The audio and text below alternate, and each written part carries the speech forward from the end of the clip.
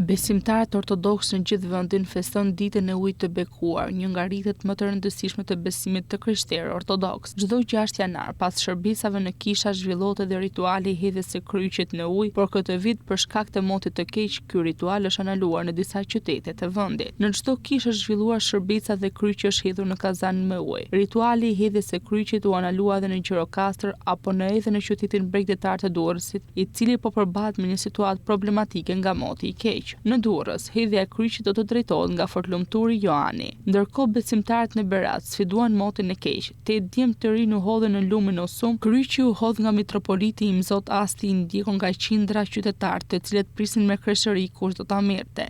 Ishte 15 vjeçari Fabio Nacho, Niko Dhima emri i pagëzuar, i cili mori kryqin, ndërsa ishte edhe hera e parë që ishte pjesë e këtij rituali. Edhe besimtarët ortodoks në qytetin e Fierit kanë festuar ditën e ujit të bekuar. Kisha e Shëngjërgjit ka organizuar hedhjen e kryqit në ujë në Shatërvane në Sheshin e Europa. Procesioni nisi me meshën në kishë ku më pas në oborrin e saj besimtarë të shumtë të mbushën ujin e bekuar, të cilin e konsiderojnë mbarësi në familjet e tyre duke sfiduar shiun me intensitet të lartë. Më pas besimtarët u drejtuan Shatërvane të qytetit ku 3 të rinj, sipas zakonit, u hodhën në ujë për të marrë kryqin duke sfiduar temperaturat e ulta. Ishte Samuel Kola, 18 vjeçari që nxori kryqin ku merrte pjesë për herë të dytë. Edhe në Saran, njësoj si në Vlorë dhe Berat, është zhvilluar normalisht ceremonia e hedhjes së kryqit. Pavarësisht motit të keq me rreshje shiu, ditë të trazuar dhe era të forta, 24 vjeçari Andrea Baruta ka kapur për vitin të dytë kryqin e shenjtë në Saran dhe ditën e ujit të bekuar. Mesha edhe riti solemn u drejtuan nga Athanail, despoti i Gjirokastrës, i cili përcolli mesazhe paqeje, uniteti dhe shpresë për besimtarë.